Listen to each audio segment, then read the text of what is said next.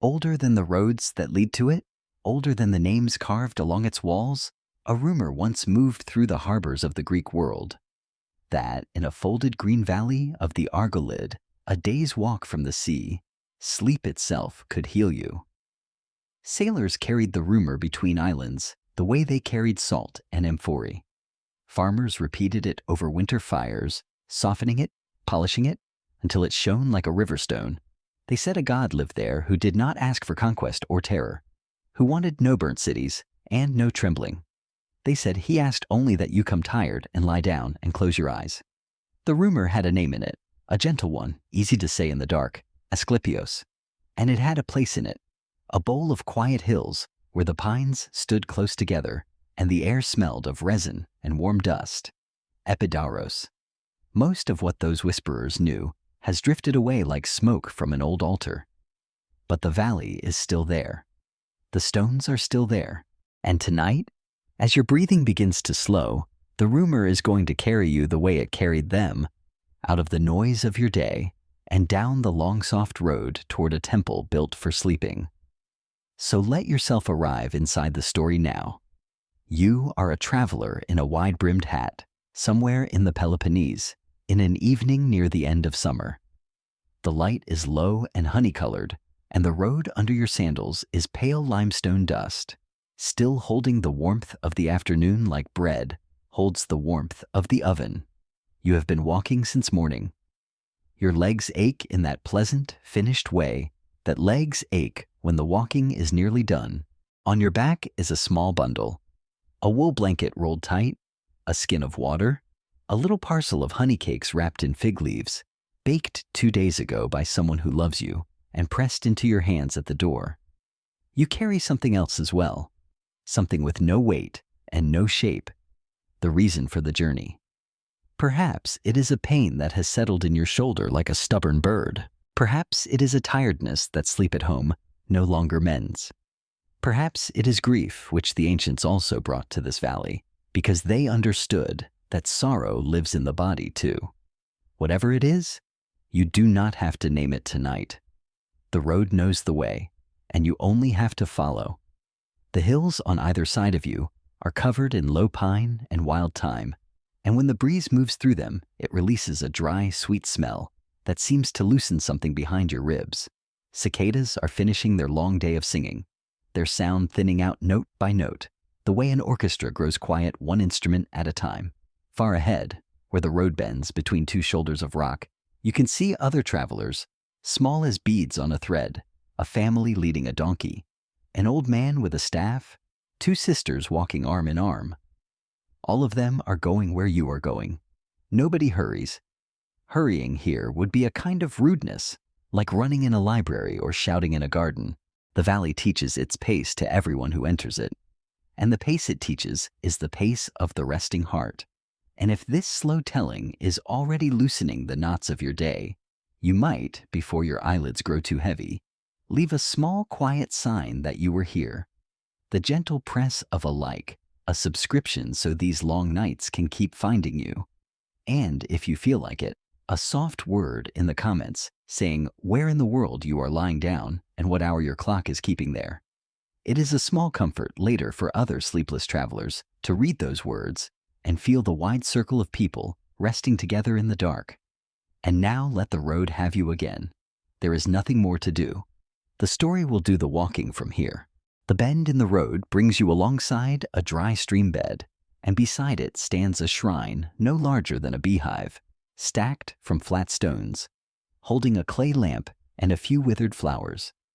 You pause there because pausing feels right, and as you stand in the last of the light, a bird crosses the sky above you, black and unhurried, flying from the sunset side toward the hills where the sanctuary waits. A crow. It gives one low call, not harsh at all in the evening air, almost companionable, and is gone over the pines. You will think of that bird again before this night is over, though you do not yet know why. To ancient listeners, this meant something particular, a crow at dusk on the healing road, for the crow flies through the very heart of the story of the god you are going to visit. But that story belongs a little later in the night, when the dark is deeper, and you are lying still. For now there is only the road, the resin smell, the hush growing between the hills, like water rising gently in a well. Dusk settles in layer by layer. The sky above the ridgeline turns the color of old bronze, then the color of deep water, and the first star opens in it, small and certain. You walk on. Your steps have found a rhythm by now, an even swinging rhythm that asks nothing of your mind, and your breath has settled into step with your feet, and your thoughts have begun that lovely loosening that comes at the end of a long day outdoors, when they stop pulling at their leashes and simply walk beside you like tired, contented dogs. Somewhere off to your left, a shepherd's bell knocks softly, once, twice, and is still. Somewhere ahead, faint as a memory, you can hear water. Not the sea, though the sea is not far. This is smaller, closer, kinder. A spring, running in the dark. Where there is a spring in these hills, there is the sanctuary. Every healing place in the Greek world grew up around water the way a pearl grows around a grain of sand. And the water you are hearing has been rising out of this ground since before anyone thought to build beside it. The road widens. The dust underfoot gives way to fitted stones, laid centuries ago and worn smooth by more feet than anyone could count. Pilgrims' feet, children's feet, the careful feet of the sick and the slow feet of the old. And now yours. On either side, cypress trees begin to line the way, tall and dark and narrow, like a procession of quiet priests standing to welcome you.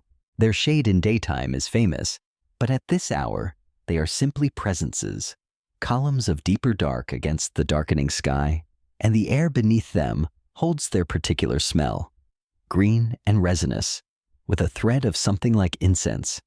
You pass a boundary stone waist high, its inscription too worn to read with the eyes, though your fingertips, brushing over it as you pass, can feel the ghosts of letters. From this stone onward, the ground is sacred. From this stone onward, everyone who walks is a guest. And that word, guest, is the secret key to this whole valley, the thing that made it unlike almost anywhere else in the ancient world. Other sanctuaries received worshippers. This one received guests. The god of this place was a host before he was anything else, a receiver of the worn out and the hurting, and everything you will meet tonight, the well, the porticos, the lamplit hall of beds, was built the way a good house is built for visitors. To say before a single word is spoken, you may put your burden down now. You are expected. You are welcome. In a world of gods who demanded, here was a god who invited. Travelers who limped through the pass at nightfall were not asked what city they came from or what they could pay. They were asked, first of all, whether they were tired. You are tired. So the valley is already opening its arms. Through the cypresses now you begin to see lights, low and golden and few. Oil lamps burning in the windows of the guest houses, a brazier glowing where a gatekeeper sits, wrapped against the evening cool, and beyond them, hinted rather than seen, the pale, long shapes of colonnades under the risen moon. The sanctuary of Asklepios is not one building, but a small gentle city of them, spread across the valley floor with grass and plane trees in between. And at this hour, it is a city already yawning, already settling. You hear a door close softly somewhere. You hear a low laugh, quickly hushed. You hear, from a fold of ground away to the north, the last few notes of a flute finishing its evening song for the god. 3 descending notes, like a bird settling into its nest, and then nothing but the spring, running on in the dark, patient as breath. The gatekeeper looks up as you approach, and his face in the brazier light is seamed and calm, the face of a man who has watched 10,000 arrivals and found something to like in most of them. He does not ask for documents, for there are none to ask for. He asks your name, and you give it, and he repeats it once, softly, as if setting it down somewhere safe. He asks how far you have come, and when you tell him, he nods slowly in the way that means the distance is honored. Then he says the words the gatekeepers here have said for generations, words worn as smooth as the stones of the road. The god receives you. He gestures with his chin toward a long, low building where lamplight seeps under the eaves. There is bread there, he says, and watered wine, and a place to wash the dust from your feet. Tomorrow there will be time for everything. Tonight, eat a little and rest. And so your first night in the valley is an ordinary night, and that is by design. The healing does not begin with wonders. It begins with a bowl of lentils and barley bread at a scrubbed wooden table among strangers who nod to you like kin. It begins with cold spring water poured over your feet into a clay basin and the particular bliss of clean feet after a long road. It begins with a straw mattress in a room shared with two snoring farmers and a boy who murmurs in his dreams, and with the discovery, just before sleep takes you, that the pain you carried here has grown no lighter, but has somehow grown quieter, as if it too were listening to the spring outside the wall. You sleep, and far off, under the moon, the long colonnades stand open to the night air, waiting, as they have always waited, for the ones who are coming to dream. Morning in the sanctuary arrives the way all good things arrive here, gradually.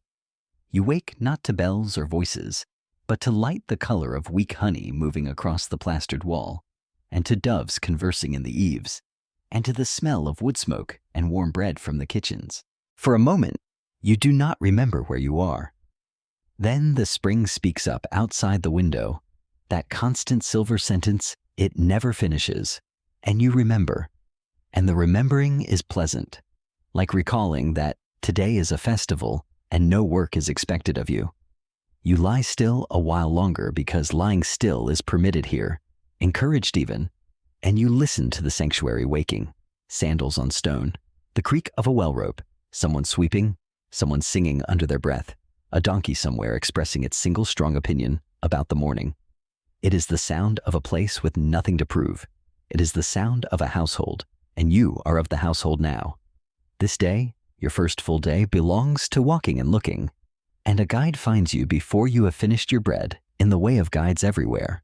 He is a spry old man named Nicandros, who has served the sanctuary since he was a boy, and his eyes have the brightness of a man who loves his subject beyond all reason. He walks you out into the morning, into air so clean it feels newly made, and the valley opens around you in the daylight for the first time. The long porticos with their shadows sharp as drawn lines, the temple of the god with its painted columns catching the sun, the plane trees standing in pools of their own shade, and everywhere, moving slowly along the paths, the guests, the limping and the bandaged and the merely weary, walking in twos and threes, talking quietly, or sitting on benches in the sun with their faces turned up like flowers.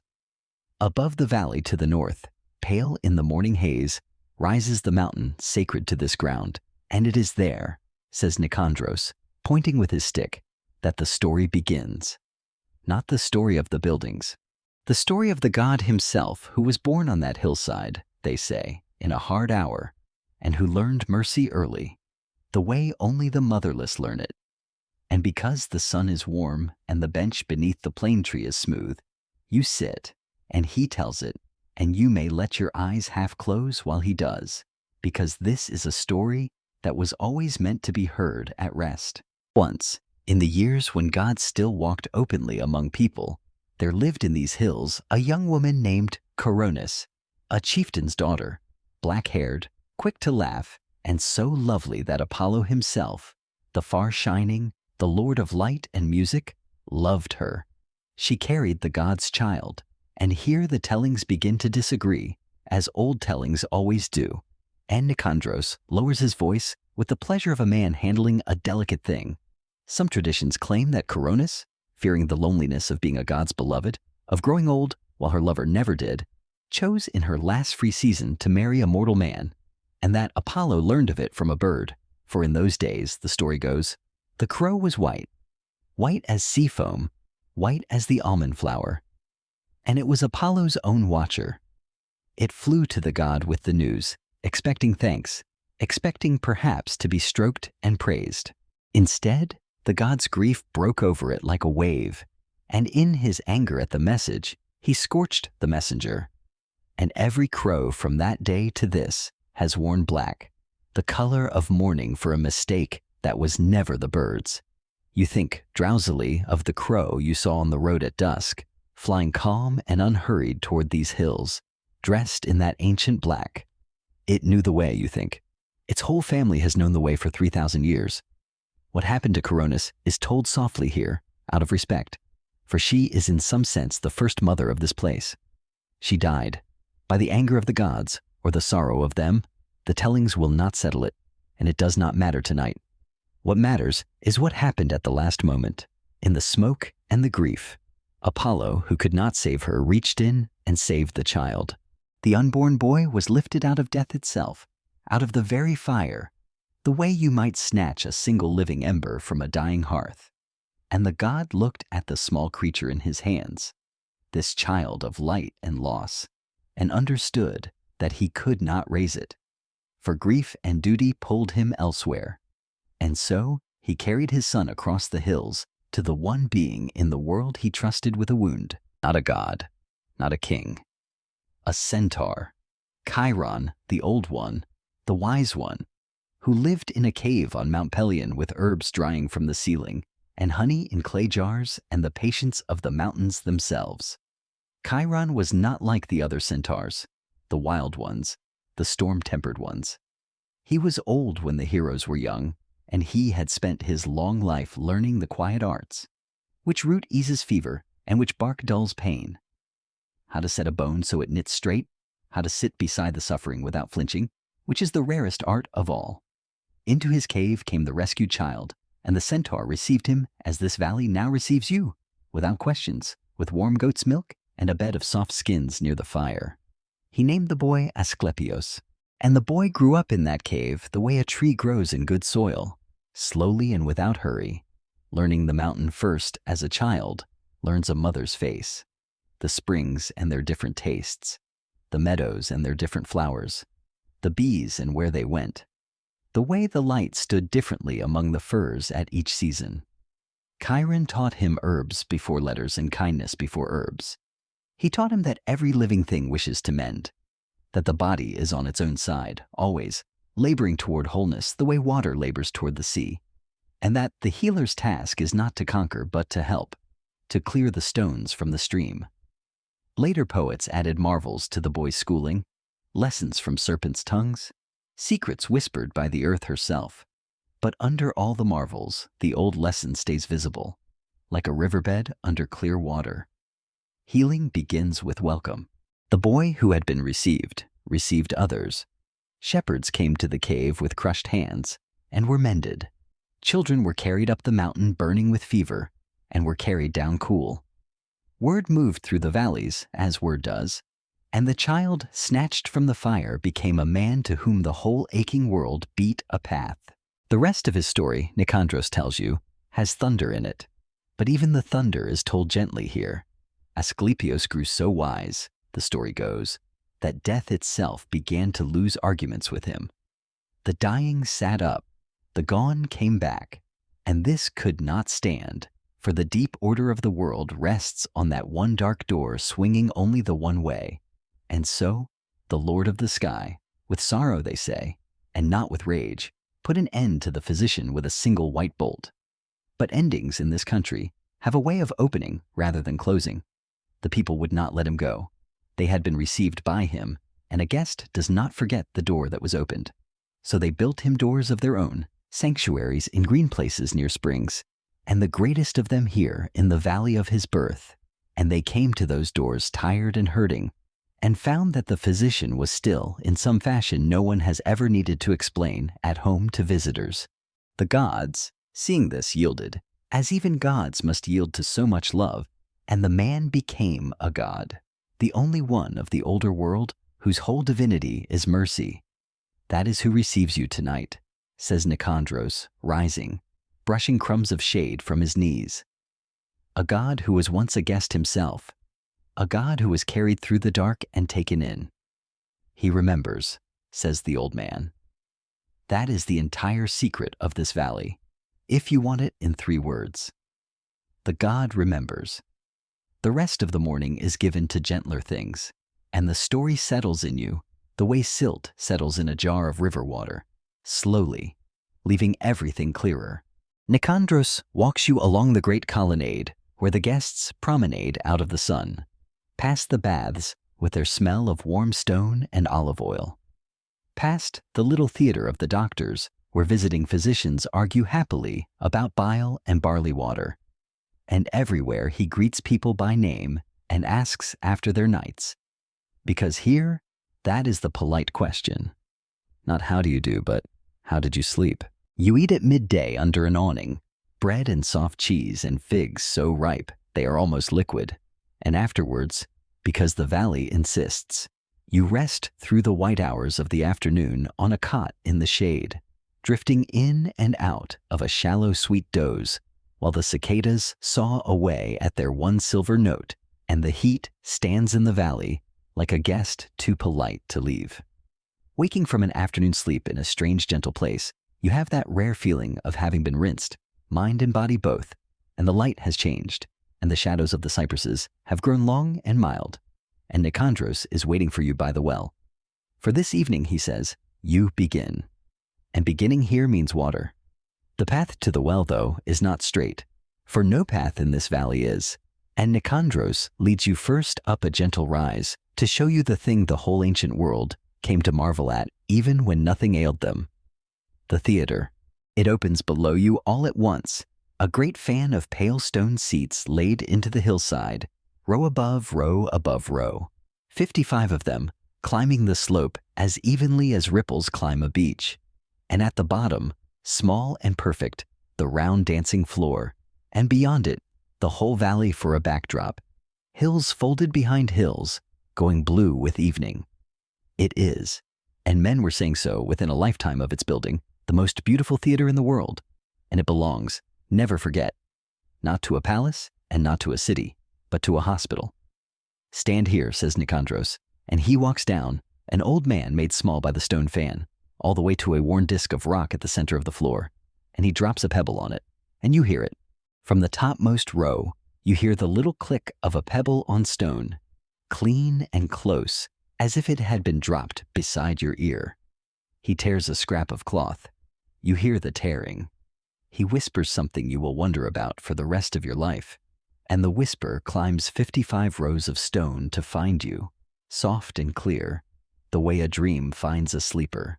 That is the shape of a listening ear, he says, climbing back, pleased as a boy with his eternal trick, and the guests sit in it by the thousand on festival days, and are given music and grave old stories in the gods' honor.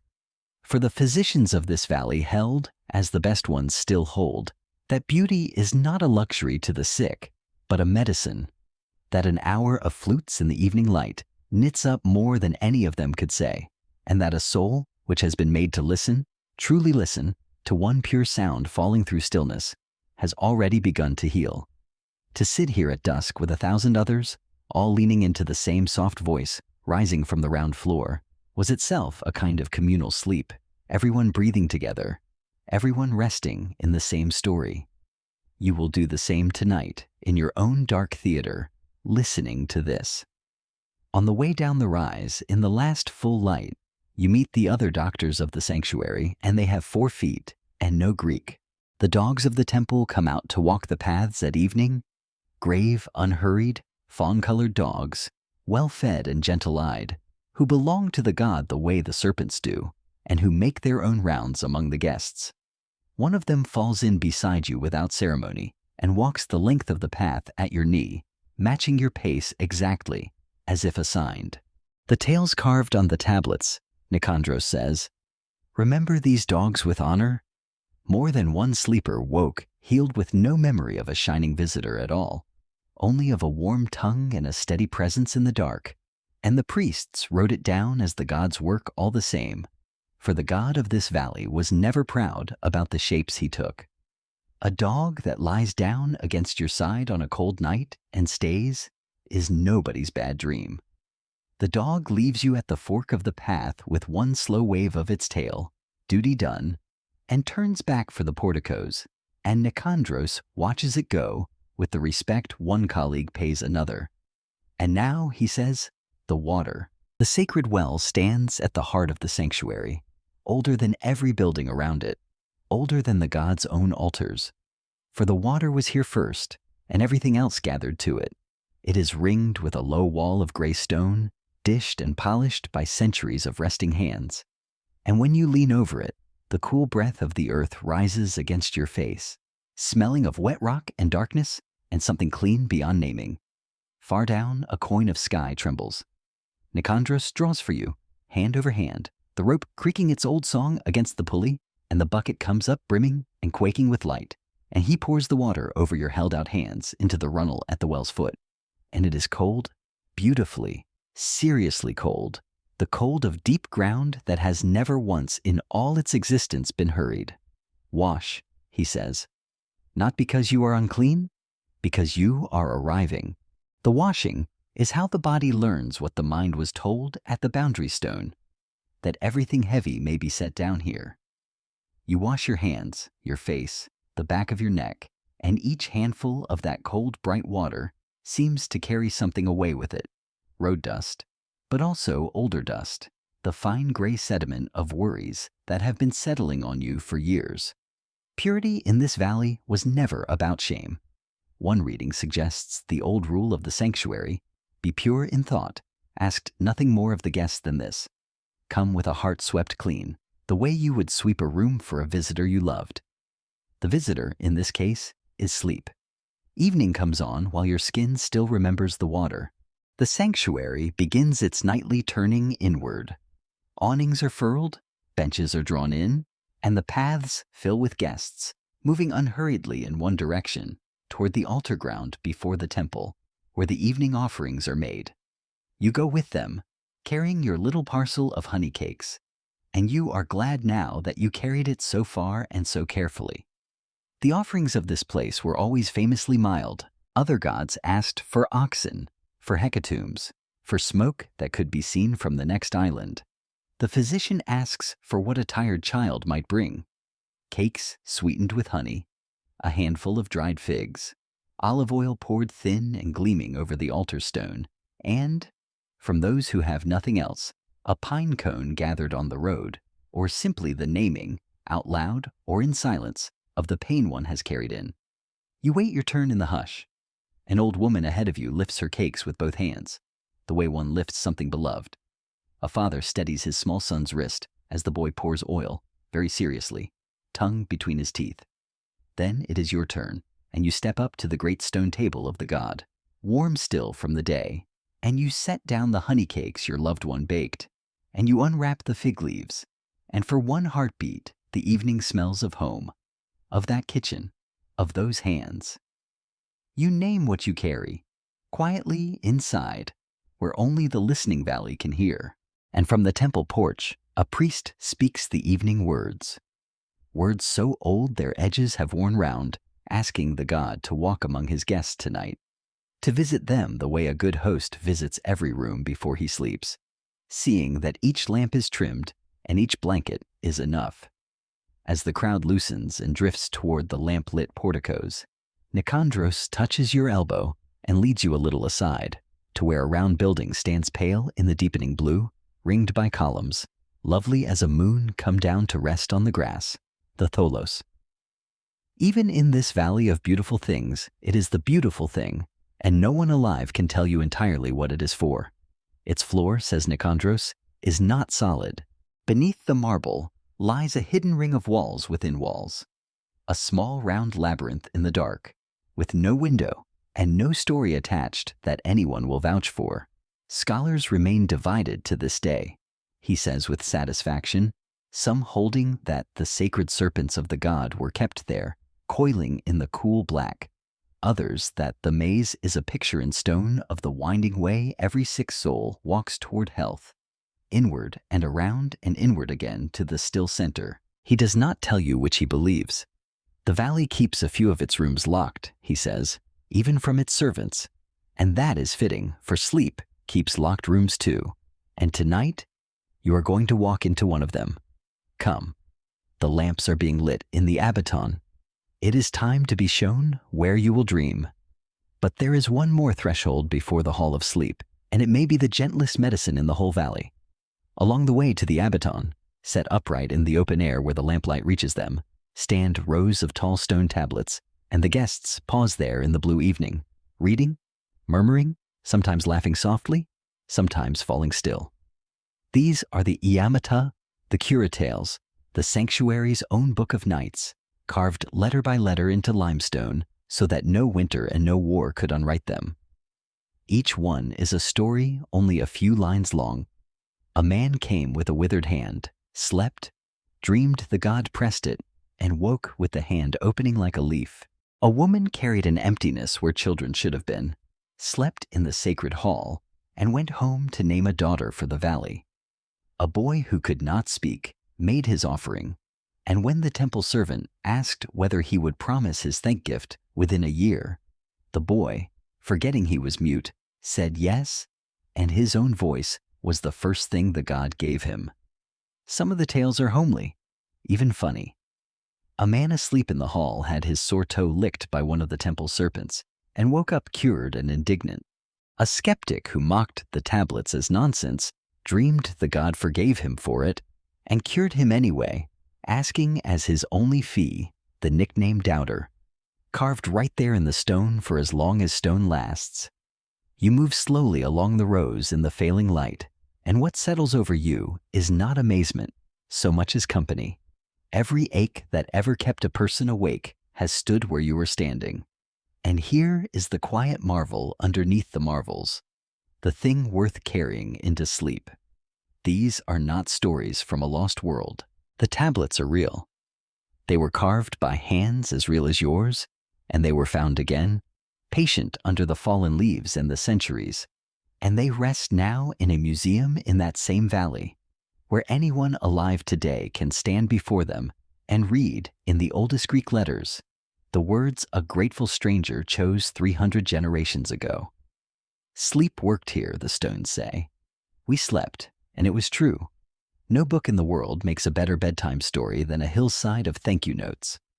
The Abaton stands at the northern edge of the sacred ground, a long open hall facing south across the valley, its back to the mountain, its front a row of columns with the night showing blue-black between them.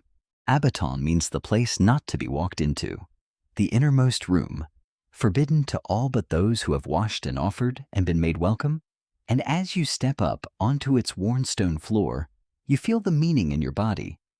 This is the guest room of a god's house, and you have been invited in. Down the length of the hall run the sleeping benches, low couches of smooth stone softened with rushes and sheepskins, and thick wool blankets the color of undyed cloud, and between every few couches, a small clay lamp burns on a stand, trimmed low, so the whole hall swims in a dim amber light that asks nothing of the eyes. The air smells of lamp oil and clean wool, and the cold mineral breath of marble, threaded with resin from the pines outside. Guests are settling all along the hall with a soft rustling, like birds settling into a great nest. The old man from the road easing himself down with a sigh of arrival. The two sisters spreading their blankets side by side. The small boy already asleep against his father's shoulder before his blanket is even drawn. Voices sink to whispers, and then below whispers. A temple servant moves down the row with the last words of the day, spoken to each guest alone, and when she reaches you, her voice is the voice this valley would have if valleys spoke. Lie down now, traveler. The stone will hold you. The god knows every guest under this roof by name, and he makes his rounds in the dark, in his own hour, in his own form. Do not try to stay awake for him. He was never once met by anyone who was trying. Give him your sleeping self, which is your honest self, and let the night do what the day cannot. You lie down. The wool blanket is heavier than it looks, heavy in the good way, the way a hand on the shoulder is heavy, and beneath the rushes the stone bench is cool and absolutely still, stiller than any bed you have known. For a bed of stone does not creak or shift or sag. It simply holds, the way the hillside holds the temple and the earth holds the hillside. You settle onto your back and feel that stillness come up into you, joint by joint. Your heels grow heavy. Your hands, folded on the blanket, grow heavy. The back of your head rests in the shallow, worn hollow that 10,000 other heads have shaped, each sleeper leaving the bench a little kinder for the next, which may be the truest picture of this religion that anyone ever carved. Above you, the roof beams are lost in soft darkness. Out beyond the columns, The valley breathes, pine resin and cooling grass, and the spring runs on, silver, endless, unhurried, saying the one word it knows, which might be rest, or might be here, or might be your own name said very slowly. The lamps burn small and gold. Somewhere down the hall, someone is already breathing in the long, slow tide of sleep, and the sound is contagious in the kindest way, and you feel your own breath lengthening to match it, as breath will, as hearts will, when good sleepers lie near one another in the dark. Then you hear it, a dry, delicate rustle, close to the floor, unhurried as everything in this valley is unhurried, moving somewhere beneath the benches along the cool stone. And here is the strangest gentleness of this whole gentle place. You know what it is, and you are not afraid. The serpents of the gods share this hall, the tawny, harmless, sacred ones, raised here for lifetimes of quiet. And to the guests of Asklepios, that small dry sound was never a sound of danger. It was the sound of the medicine moving. In the old world of this valley, that sound meant exactly the opposite of what it might mean anywhere else. For the snake, who slips out of its old skin and comes out new, was the plainest picture the earth offers of what every sick person longs to do. To leave the worn hide of illness in the grass and go on, renewed, made smooth again. So when the rustle comes once more, a little farther off, patient as a broom in a distant room, you find it has joined the spring and the breathing and the small flutter of the lamp flames in the choir of sounds that are lowering you, hand under hand, like the well rope, down toward sleep. Your thoughts have begun to loosen at the seams. The day is coming apart into drifting pieces. The honey light on the plastered wall, the crow crossing the sunset, the coin of trembling sky at the bottom of the well, the boy asleep on his father's shoulder. And none of the pieces asks anything of you anymore. They only float, and you float among them, warm under the wool held by the stone, a guest in the house of a god whose whole worship is this, that the tired should be let to sleep. The border, when you cross it, is nothing. There is no gate and no jolt. One breath belongs to the waking valley, and the next belongs to the dream. And the dream, when it steadies around you, is this same hall, the abaton, the lamps, the columns, the sleeping guests. All of it just as it was, except that everything is very slightly more itself, the way things are in the truest dreams. The lamp flames burn without moving. The spring outside sounds like a voice that has almost finished turning into water, and the moonlight between the columns lies on the floor in bars, as solid-seeming as silver planks. You are lying on your bench in the dream, exactly as you lie on it in the world. And down at the far end of the hall, without any door having opened, someone is there. You know it the way one knows things in dreams, without looking through the skin. Someone is moving slowly up the long aisle between the sleepers, pausing at each bench the way a householder pauses at each lamp on his way to bed. You hear no footsteps. What you hear, faint and strange and wholly unfrightening, is a soft, dry slither keeping pace with the silence, and beneath that, like ground under grass, a quiet that is not the absence of sound, but the presence of something very old that has chosen to be gentle. He comes to the sleepers one by one, and the dream lets you watch, sidelong, through lashes you cannot quite lift. At the bench of the old man from the road, he stops the longest, bending low, and though you cannot hear what passes, you see the old man's knotted hands, curled all day like weathered rope, slowly open on the blanket and lie flat, at ease, the hands of a young man asleep in a hayfield. At the bench of the two sisters, he pauses and lays something down between them, or seems to, a shadow of a gesture, and both women sigh in the same moment, one breath between two bodies, and turn toward each other in their sleep like pages of a closing book. He is nearer now. You can see, without seeing, the shape of him. Tall, bearded, wrapped in a traveler's cloak with the hood thrown back, older than a soldier and younger than a mountain, and in his right hand a wooden staff, a plain walking staff cut from a cypress bough, you would say, worn shiny at the grip by an eternity of roads. And around the staff, moving as slowly as honey moves, is wound a single serpent, tawny gold in the lamplight, its small head resting near the god's hand, as trustingly as a child's head rests against a father's arm. Nothing about him shines. That is the first surprise of the dream, and the deepest. No blaze, no thunder, no terrible beauty. He looks like someone's father come to check the fires. He looks like a physician at the end of his rounds, tired in the manner of those who are tired because they have been useful, and pleased in the manner of those who are pleased because everyone in the house is finally asleep. Then he is beside you. The dream grows very calm and very close, the way air grows before warm rain. He looks down at you, and you find you can look back, and his eyes are the exact color of the bottom of the well, dark holding light. He knows your name. He does not say it. He simply has it, the way the gatekeeper set it down somewhere safe, and you understand that it was handed up the whole length of the valley, from the boundary stone to the well to the altar to this bench, passed carefully from hand to hand like a lamp nobody let go out. And he knows the other thing too, the thing you carried here, the ache or the weariness or the sorrow, and he does not recoil from it, and he does not make it larger with pity. He simply regards it the way Chiron long ago taught a rescued child to regard every wound, as a thing that wishes to mend and only needs the stones cleared from its stream. What happens next, you will never afterwards be able to tell in order. Perhaps he touches the place, with fingers cool as spring water and sure as sunrise. Perhaps the serpent leans out from the staff, unhurried, and lays its small dry head there for a moment, light as a fallen leaf. Perhaps he says one word in a language older than Greek, the word the spring has been trying to say all night.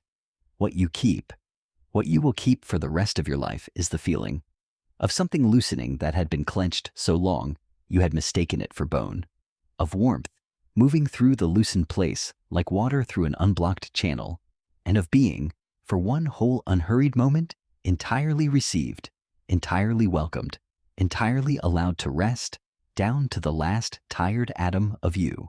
The lamps burn on without moving. The valley holds its breath around the hall, and the god straightens and gathers his cloak and goes on down the row of sleepers, because a good host visits every room, and the night is long, and there are so many guests, in his house, in every century, and he has never once turned one away. After he has passed, the dream does not end. It deepens, the way a path deepens into a wood, and it carries you somewhere you have already been shown from the outside. You are in the Tholos. You know it, although there is no light to know it by. Or rather, the light is the kind dreams keep for their innermost rooms, a dim pearl gray that comes from nowhere and falls on nothing sharply. You are walking the hidden ring beneath the marble floor, the walls within walls, and your bare feet are on stone as cool as the well water, and the way curves always gently to the right, and then opens and curves again, and you are not lost. That is the gift of this part of the dream, to walk a labyrinth and be certain. Certain in the marrow that a labyrinth built by healers has no wrong turnings in it, that every curve is carrying you inward, that the only thing waiting at the center of this particular maze is rest. Somewhere in the dark ahead of you, there is the sound you have learned tonight not to fear, the dry whisper of a sacred serpent traveling its own circle, keeping you company wall by wall, and somewhere above you, through the marble, you can feel rather than hear the sleeping hall. All those breathing guests, the way you can feel rain on a roof from a warm bed. The circles grow smaller, your steps grow slower. You are nearly at the middle now, and you know, the way one knows in dreams, what the middle is. It is not a room, it is a stillness. It is the still center that the old man's tale promised, the point the whole winding way was always leading to.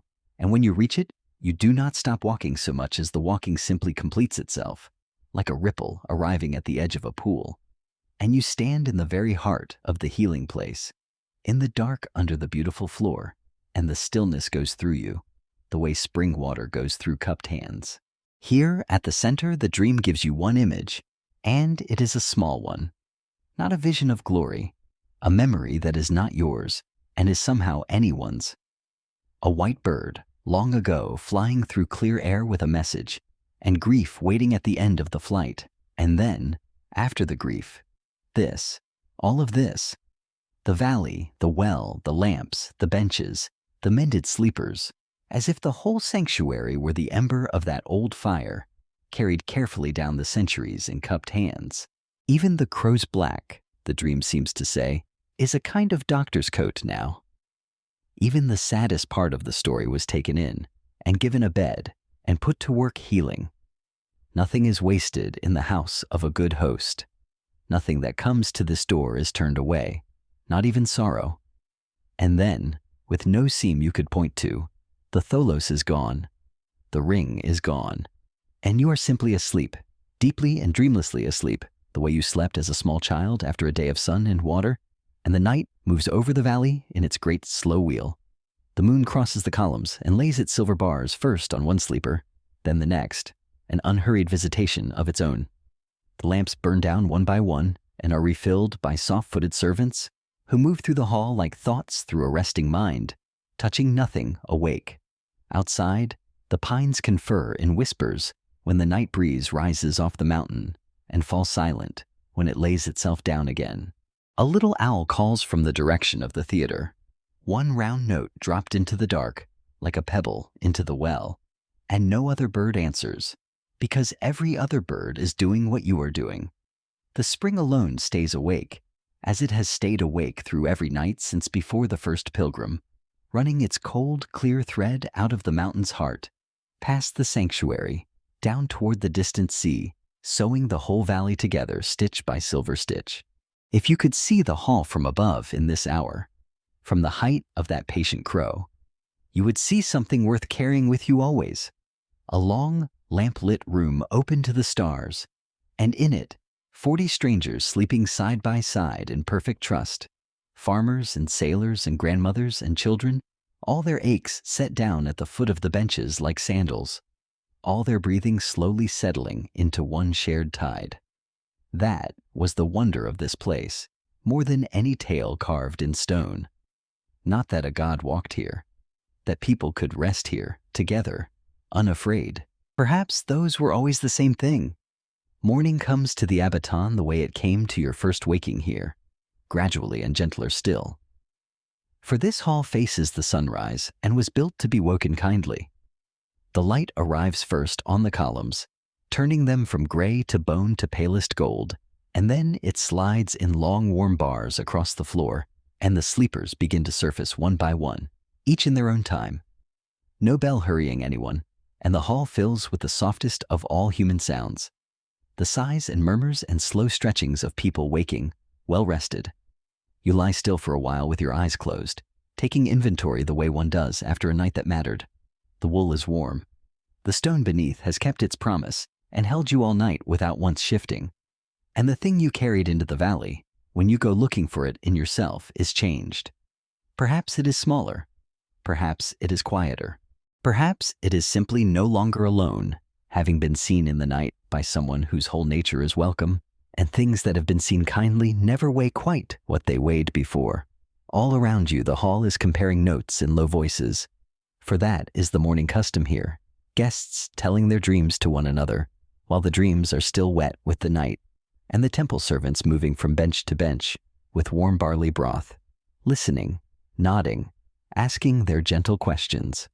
The old man from the road is holding up his opened hands to a shaft of sun and turning them over and over, saying nothing at all. One of the sisters is crying the kind of tears that need no comfort. The little boy is telling anyone who will listen about an enormous friendly snake, and his father is laughing, and the laugh rings down the stone hall like something being poured. What a guest does with a healing, the valley teaches, is say thank you, and the ways of saying it were as various as the guests. The wealthy commissioned marble. The poor brought what they had, a clay serpent shaped by their own hands, a lamp, a honey cake, a song, and some, the ones whose stories were strangest or sweetest, told them to the priests, who had them cut into the tall stone tablets you read at dusk, adding one more night to the sanctuary's book of nights. You make your own thanks quietly at the great altar, in the smoke of the morning offering. With the last of the honey cakes, and a few words said inwardly, addressed half to the god and half, you notice with a smile, to the valley itself, to the well and the pines and the worn benches, the whole patient apparatus of kindness. Nicandros finds you there, as you knew he would, his face folded into its 10,000 small pleats of morning cheer, and he does not ask what you dreamed, because that question belongs to the servants of the temple. But he looks at you the way a gardener looks at a watered plant, and is satisfied. He walks with you one last circuit of the sacred ground, unhurried, and the sanctuary in the early light is at its loveliest, the shadows long and cool, the marble drinking the sun, the first guests of the day already moving along the colonnade at the pace the valley teaches, and swallows stitching the air above the tholos as if the morning needed hemming. At the boundary stone he stops, for guides of the sanctuary go no farther, and he gives you his blessing in the plain style of the place. May the road be soft and the nights be kind, and then, because he cannot help himself, one last piece of his beloved subject, spoken half to you and half to the hills. Everything here will fall down one day, he says, without sorrow, patting the boundary stone as if it were the flank of an old donkey. Temples do, empires do. But mark me, traveler, the sign of this valley will outlive the valley.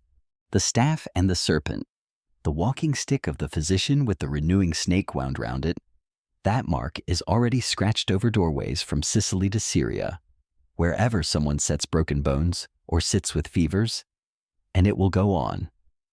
Long after the last priest here is dust, someone somewhere will draw a stick and a snake to say the same 3 words this whole valley was built to say. Healing lives here. He could not have known how right he was. You know, though, lying in your bed all these centuries later, listening to this, you have seen that sign yourself, this very year perhaps, without thinking of it. On the glass door of a pharmacy shining in the rain, on the side of an ambulance passing in the night, stitched on a paramedic's sleeve, printed on the corner of a prescription, the staff of Asklepios still making its rounds, the old host's mark on every door where the hurting are received, a rumor of the Green Valley persisting in the middle of our bright, loud world, so worn by handling that hardly anyone stops to read it anymore. But now you will. Somewhere, some ordinary day, you will see a serpent twined on a staff, and you will smell pine resin and lamp oil, faint as a memory of a memory, and you will think, I have slept in the house that sign remembers. The road home unwinds before you in the morning cool. The same pale ribbon of limestone dust, the same low hills of pine and thyme. But you walk it differently now, and the difference is worth noticing, because it is the whole medicine of the place made visible. You walk like a person with nothing to prove and nowhere to race. The bundle on your back is lighter by a parcel of honey cakes and heavier by nothing at all. And yet the balance of you has changed. The way a boat rides differently when its cargo has been restowed by careful hands. At the shrine of flat stones by the dry stream bed, you pause again, and this time you leave something, a sprig of thyme picked from the verge, laid beside the withered flowers of travelers before you, your small anonymous signature in the long guest book of the road.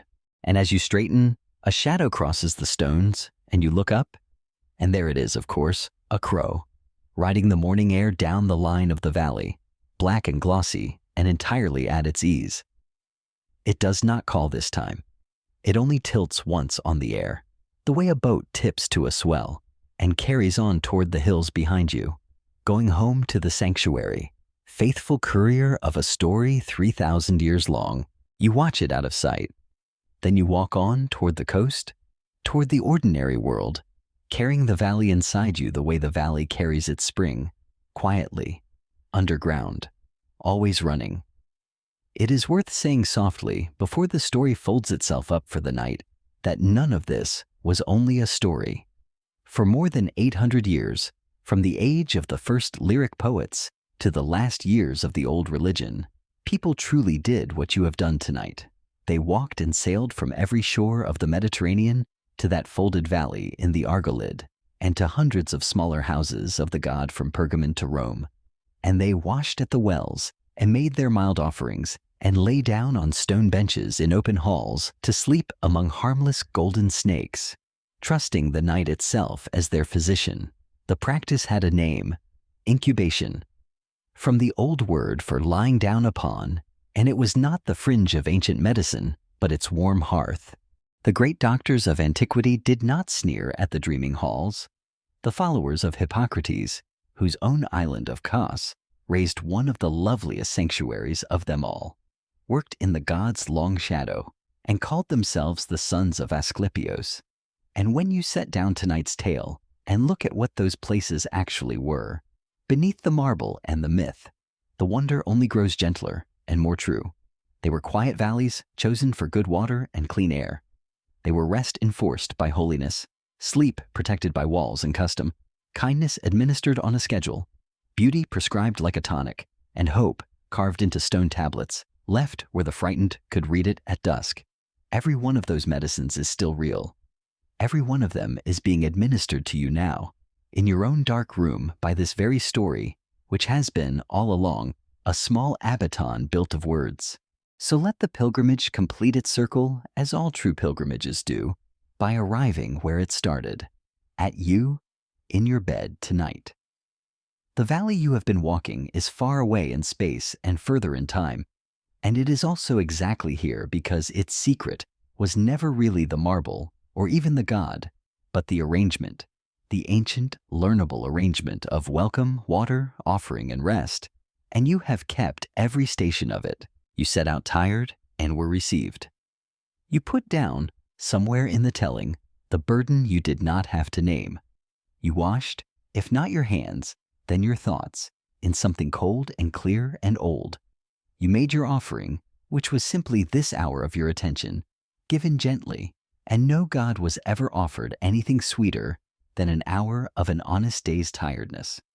And now, only the last station remains, the one the whole valley was built around, the one no priest and no story can do for you, though every priest and every story has been pointing at it since the first lamp was lit.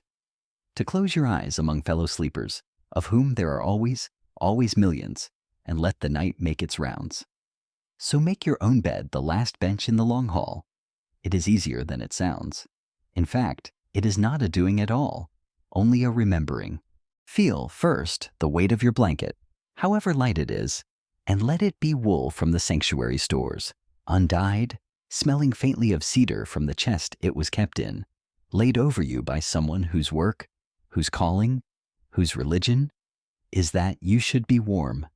Feel the bed beneath you, however soft it is, and let it borrow, just for tonight, the stillness of the stone benches, that deep mineral steadiness that does not creak or drift or ask anything, the steadiness of something that has decided, once and for all, to hold you until morning and cannot be argued out of it.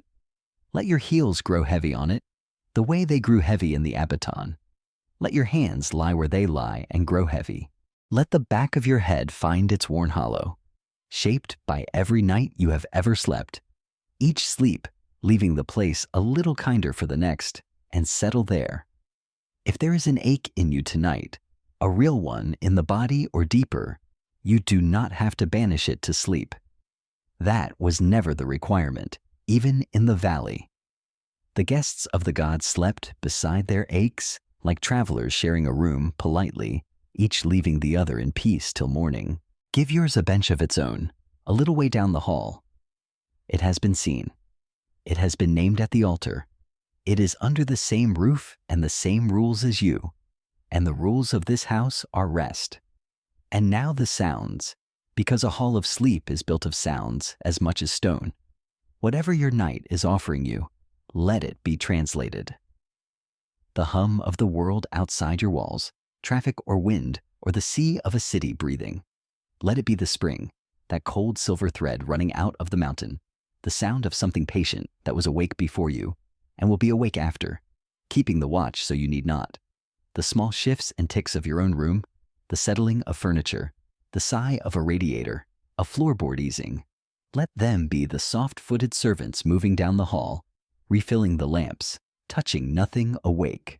And if somewhere in your night there is a rustle, leaves at the window, a page turning in another room, the dry whisper of your own blanket as you move, you know now what that is. That is the medicine moving. That is the old renewing one on his rounds among the benches, unhurried, harmless, wearing his new skin, and his passing near you in the dark was never anything to fear. In the oldest house of healing in the world, it was the best of signs. Breathe in slowly and smell, if you can, at the very edge of imagining, pine resin and lamp oil and clean wool and cold well water. Breathe out slowly and let the breath take with it the last fine gray dust of the day. In again, unhurried, the way the bucket rises from the well. Out again, unhurried, the way the light left the ridgeline. You are doing the oldest thing a person can do in the direction of mending. The god of the valley asked his guests for nothing more than this, and no guest who managed it was ever counted a failure in that house. The lamps are burning low now, all along the hall. One by one, gently, they are being trimmed to sparks, and the hall does not grow darker so much as softer. The amber light withdrawing like a tide going out over smooth sand, unhurried, certain, leaving everything it touched at peace. The night is very deep over the valley. The moon has gone down behind the mountain of the god's birth, and above the sleeping sanctuary, the stars have come out in their tens of thousands. The same stars that stood over Chiron's cave while a rescued child slept by the fire. The same stars the crow flew under. The same stars that stand tonight, right now, over your own roof, for the sky is the one sanctuary that was never lost and needs no rebuilding. Under those stars, the theater holds its perfect silence in 55 stone rows. The tholos keeps its riddle, walls within walls, stillness at the center. The tall tablets stand in the dark with their hundreds of small kind endings, waiting for the next dusk and the next reader. The well goes on filling from below, black and bright and inexhaustible, and in the long hall open to the south, the guests breathe together, one slow shared tide, and you breathe with them. And the distance between your bed and those benches, which was 3,000 years and half a world a while ago, is now no wider than an eyelid. Rest now. The story has done its walking, and so have you. Every road in you is arriving. The valley folds its green hills around the sleeping houses. The pines stand their fragrant watch. The spring says the one word it knows, slower and slower, here, here, here, and the word is for you. Somewhere in the dark, a lamp flame leans and steadies and stands still. Somewhere, a serpent lies coiled at the center of its circle, dreaming its smooth new skin. Somewhere, an old host moves down a row of sleepers, pausing at each one, and finds each lamp trimmed, and each blanket enough, and each guest deep in the only medicine he ever truly dispensed, and is satisfied, and moves on. The stars turn, slow as healing. The sea far off hushes against the shore of the sleeping country. Wave after wave after wave, each one a breath, each breath a little longer than the last. You are received. You are welcome.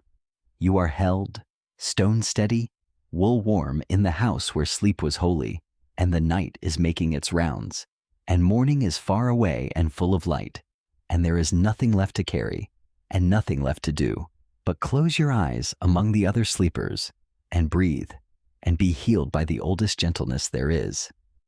Sleep well, traveler. Sleep well.